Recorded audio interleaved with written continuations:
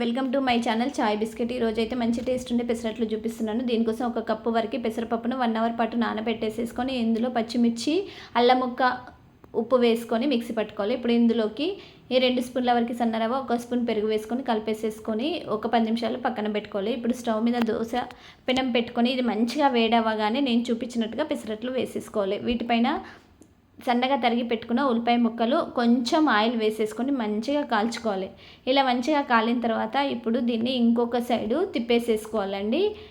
ఇంకొక సైడ్ కూడా మంచిగా కాల్చుకోవాలి. ఇలా మంచిగా కాలిన తర్వాత ఈ పెసరట్లను తీసేసుకొని ఇంకొక ప్లేట్లో వేసుకోవాలి. ఇలా మంచి కలర్ వచ్చిందండి. చాలా అంటే చాలా బాగుంది. టేస్ట్ అయితే చాలా సూపర్గా ఉంది. మిగిలిన పిండి అంతా కూడా నేను చూపించినట్టుగా ఇలాగే పెసరట్లు వేసుకోవాలి. దీంట్లోకి పల్లి చట్నీ కానీ, కొబ్బరి చట్నీ కానీ ఏదైనా సరే చాలా బాగుంటుంది. మీరు కూడా ఒక్కసారి ట్రై చేయండి. నేను చూపించినట్టుగా ట్రై చేసి టేస్ట్ చేసి మీకు ఎలా కుదిరిందనేసి ఒక్క కామెంట్ పెట్టండి. అలాగే మా వీడియోస్ అన్ని నోటిఫికేషన్ రూపంలో రావాలంటే మా ఛానల్ చాయ్ బిస్కెట్ ఛానల్ తప్పకుండా సబ్స్క్రైబ్ చేసుకోండి. అలాగే లైక్ చేయండి, షేర్ చేయండి. Thank you.